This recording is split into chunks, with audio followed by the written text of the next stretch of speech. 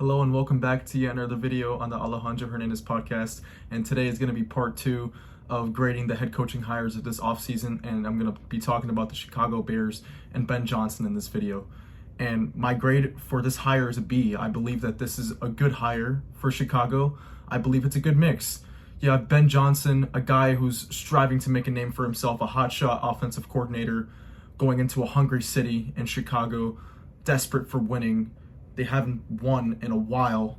I believe the last time they made it to the NFC Championship game was 2010, so it's been a while since they've had winning ways in a demanding city in Chicago. They've had the Bulls, they've had the Bears in the past.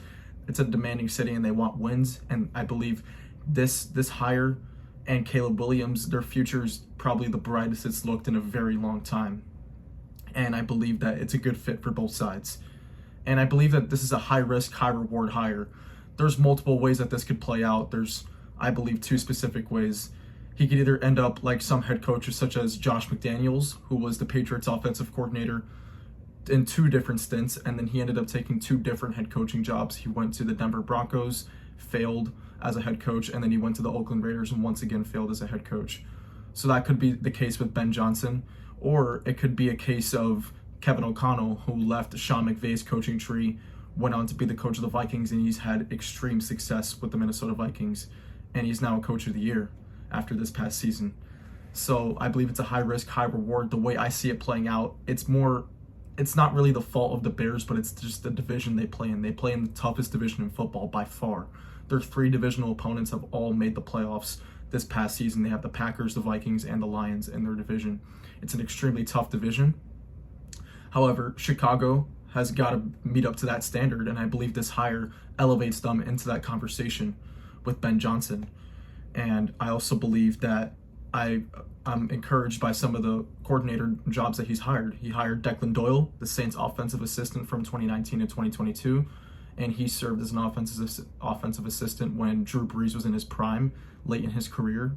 So I believe that's a great hire. And then he also hired Dennis Allen as his defensive coordinator, who served as the Saints defensive coordinator and Saints head coach. He's another coordinator that didn't pan out as a head coach, but now is back into his defensive coordinator role. And I believe that this team will have a great defense. They're very talented on defense. And people seem to forget that the Bears started this past season 4-2, and the future was looking great for that specific season. Teams were picking them to go to the playoffs. Some guys were picking them to go to the Super Bowl, given how the potential that Caleb Williams was showing early in that season. However, after that Jaden Daniels Hail Mary, their entire season crumbled apart, and in large part due to just their late game clock management. And I believe that Ben Johnson comes in, he corrects that, and he completely fixes this offense. Heading into the offseason, the Bears have $66 million in cap space, and they have, I believe, the 10th overall pick in the first round. And I believe the number one area that the Bears need to address this offseason is their offensive line, without a doubt. Caleb Williams was the most sacked quarterback in 2024 as a rookie, which means that 1, he's holding on to the ball too long, and 2, his offensive line sucks. So I believe that Ben Johnson's going to completely change up the playbook, center it around Caleb Williams' strengths.